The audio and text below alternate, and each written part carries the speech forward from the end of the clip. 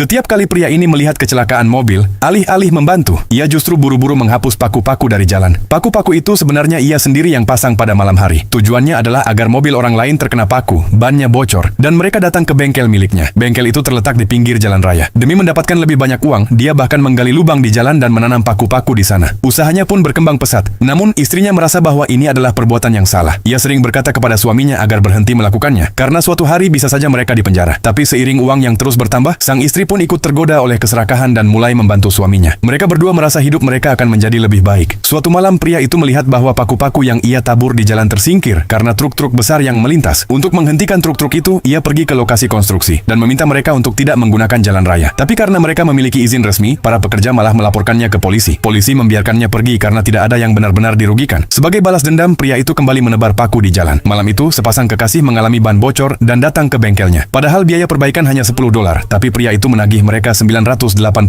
Melihat uang sebanyak itu, ia sangat senang. Ia lalu menyiapkan lebih banyak paku dan kembali keluar malam-malam untuk menyebarkannya lagi. Keesokan harinya, seorang wanita kaya sedang mengemudi dan juga terkena paku-paku itu. Dia pun datang ke bengkel yang sama. Melihat pakaian mewah wanita itu, David tahu bahwa dia orang kaya. Setelah memperbaiki bannya, David meminta bayaran $100.000. Namun wanita itu memberinya $200.000 dan sebelum pergi, dia menyindir bahwa uang hasil ketidakjujuran tidak akan bertahan lama. David merasa terganggu mendengarnya, tapi senang karena mendapat banyak uang. Malam itu, mereka berdua mendapatkan ide baru. Mereka membawa bor listrik dan mulai menggali lebih banyak lubang di jalan agar paku-paku bisa dipasang lebih kuat. Mereka bahkan menanam baut ekspansi di lubang-lubang itu. Mobil-mobil mulai berdatangan dan dalam satu hari saja David mendapatkan $800.000. Ia membelikan istrinya hadiah mahal dan membeli mobil mewah untuk dirinya sendiri. Ia merasa hidupnya telah berubah total. Namun, wanita kaya yang sebelumnya datang tiba-tiba menghilang. Polisi akhirnya menemukan David karena ia pernah menagih uang dalam jumlah sangat besar dari wanita itu. David mengira polisi telah mengetahui soal paku-paku yang ia tanam. Tapi saat mereka hanya menunjukkan foto wanita itu, David merasa sedikit tenang karena tidak ada bukti kuat. Polisi pun melepaskannya.